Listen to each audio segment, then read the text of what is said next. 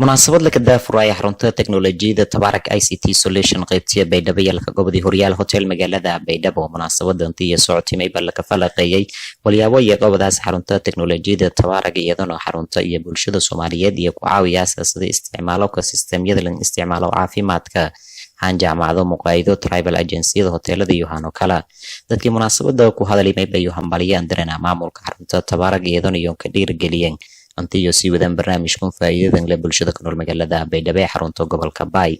munaasabada ma ku qayb galay maamulka shirkadda Hormuud aqoon-yahana ganacsiga iyo ururada bulshada qaybo jeeshal gadisan iyadoo gobrob iyo hay'ad wasiir ku tirsan dawlad goboleedka Koonfur Galbeed dadkii ku qayb galay hadhawaay xarunta cusub ee la ka furay magaalada Baydhabo korintii mas'uuliyiin ku socotay xarunta teknoolajiyada Tabarak ICT Solution ya faahfaahi walyaabo iyo gobadayan bulshada Soomaaliyeed labada kun iyo 18 sanadkii hore bishii November ayaan Tabarak u tagay aanoo raadinaya system aan isbitaalka tayo ee aan Baydhabo rabay inaan ka furo inaan system u helo fadhigaas markaan la fariistay madaxdii Tabarak oo aan weydiiyay in systemkan waxaan ku yiri Tabarak maxay u tagi weysay Baydhabo waxay ii sheegeen in gaalkacyo iyo boosaaso iyo hargeysaba Tabarak la geeyay adeeggeed marka waxay ugu yiraahdeen waxaan la'nahay cid Baydhabo reer Baydhabo ah oo adeegga nagala shaqeysa oo magaalada Baydhabo geysa oo la shaqeynaa ayaan weynay arrintaas runtii aniga ka danqaday Tabarak ICT Solutions waa shirkad bixisa adeegga ICT-da ah waana shirkadda ugu ballaaran ee ka shaqeysa adeeggaas guud ahaan waddanka Soomaaliya shirkadda Tabarak ICT Solutions waxaa la aasaasay 2007 magaalada Muqdisho lagu aasaasay waxaa dib loo abaabulay oo dib loo xoojiyay 2011 kolkaas oo ay bilowday sistemyo waaweyn oo ay ku shaqeeyaan kana faa'iideystaan guud ahaan bahda waxbarashada bahda isbitaalada iyo waliba bahda ganacsatada waddanka Soomaaliya shirkaddu waxay bixisaa oo mugo ah laba adeeg oo waaweyn oo adeegyada ay ku tiirsan tahay kamid ah waxa hardware solutions iyo software solutions shirkadda Tabarak hardware solutions ka ay bixiso waxa kamid ah sistemyada caafimaadka oo loogu talagalay inay ku shaqeystaan isbitaalada sistemyada loogu talagalay inay ku howlgalaan jaamacadaha iskuulada iyo ma aragtay maqaayadaha travel agencies-ka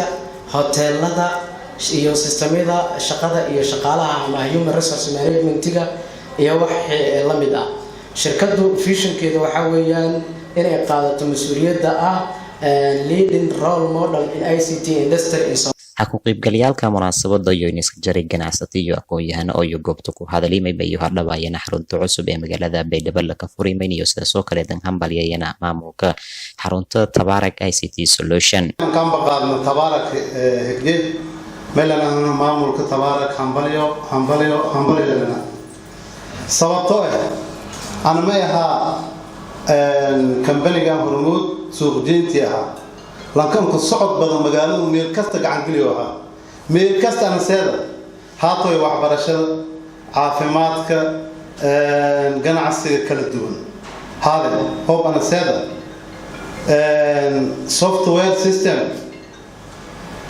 وي دي ميل كست أنا سادة هذا السكول ده جامعة قارها السكول ده إذا وي دي بحرس إن شاء الله تبارك ملنا هدايتن marka runtii waliba faa'iido ay shirkaddan Kuwaiti runtii waqtigan baahanayo waylana eediyada ma santiin Tabarak ka dheerado karo waqtigan leedo eediyada ka baahanayo eedan ka ma santiin runtii ma haysanay uma shirkadda Hormuud iyo shirkadda oo Somnet oo bahwadaagay shirkado kale wala yaro yahneen daraayeen oo leey aqoonta marna kororsoy ana saxaysanay kasta laakiin tuwal kuwiina software kuwiina kooy yani marna wal badan ma tajiin gabagabadii munaasabada may baahiray wasiir ku-xigeenka wasaaradda boostada iyo isgaarsiinta koonfur galbeed Cabdixakiin Faarax Cumar Caanagel maynuusa sheegay intii barnaamijkan faa'iidan leeyahay bulshada ku nool magaalada Baydhabo ee xarunta ku meeldiirka maamulka koonfur galbeed. waxaan leenahay sidii aqoonyahanka uu sheegay waay waqti walba ay maato runtii waxaan aaminsanahay faa'iido badan inay lagu soo kordhin doonto haddana teknolojiyadu waxay taagan tahay runtii nolol maalmeedkii ka mid noqotaba wax mar walba aan laga maarmin loo baahan yahay programyada badan meesha lagu soo bandhigo runtii waxyaabo badan oo loo baahan yahay waay magaalada Baydhabo magaalo oo populationkeeda runtii oo aad u wanaagsan yahay oo maxay toon magaalo soo kobcaysa ay tahay waxaan rajaynaynaa in